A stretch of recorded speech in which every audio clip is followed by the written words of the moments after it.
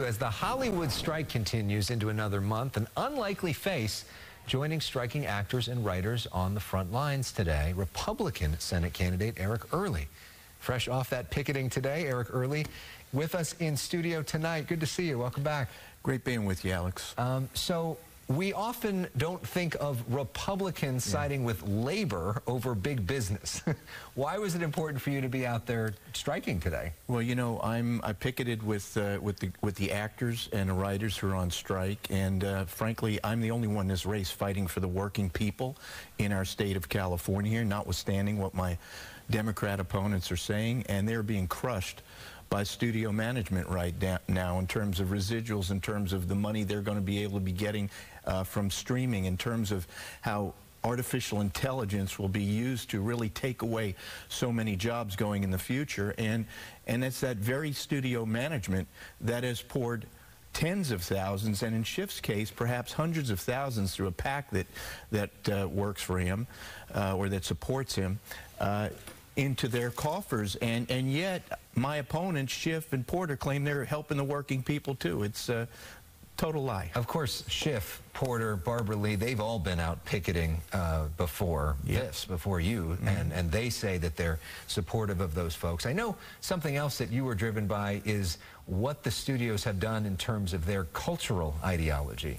Well, I'm no fan of these studios. I'm no fan of Disney Studios and several of the others right now, because they are frankly driving the culture wars in this country right now in many ways that I have huge problems with. So yes, between the fact that they are crushing the workers, between the fact that my opponents, Schiff and Porter in particular, claim that they're helping the actors and actresses when in fact they are essentially owned by the large studio management, and also the culture wars that are being driven by these various studios, I'm more than happy to get out there and support the labor. So how do you think this thing ends? Because the studios would say the whole business model has been disrupted. They don't have as much money to give out.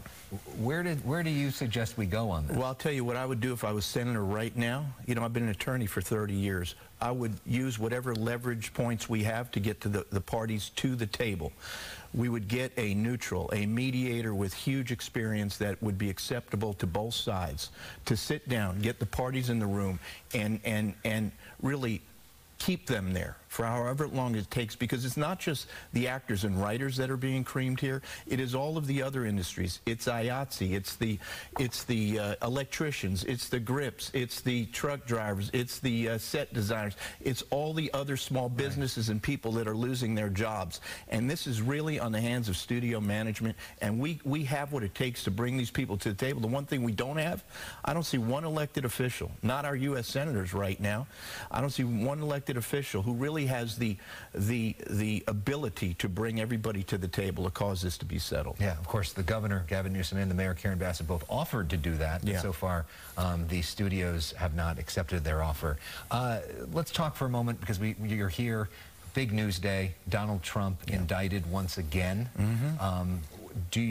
What is your reaction to his indictment? Are you supporting him for president this time around? I support Donald Trump, and frankly, I think it's a sham, okay? My opponents support Joe Biden, okay? I support Donald Trump. Donald Trump kept us out of wars. Donald Trump had more employment in this country than any president before him. You know, and this inflation just didn't exist, et cetera, et cetera. Just everybody look at your bills, what happened in the last 2.5 years since Biden has been president.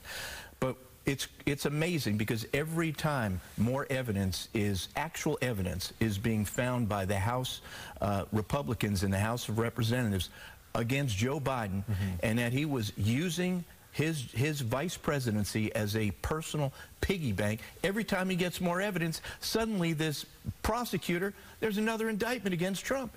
And so on one hand, you have actual evidence of a former vice president possibly taking in tens of millions of dollars. Well, every time it comes in, suddenly there's a diversion, and it really is election interference. You know, I believe more and more Americans are seeing what's wrong with this. Let just people vote for who they want to be president without using the justice system the way it's being abused right now. Of course, the indictment alleges that this was election interference, that people did vote against Donald Trump, and that Donald Trump would accept that and tried to act illegally to stop that. Alex, I'll tell you something. I firmly believe, I know you're running out of time, after however many years these indictments run their course, I firmly believe Trump will prevail in all of them, much of the chagrin of many of your viewers, and it will make a lot of your viewers happy. Okay.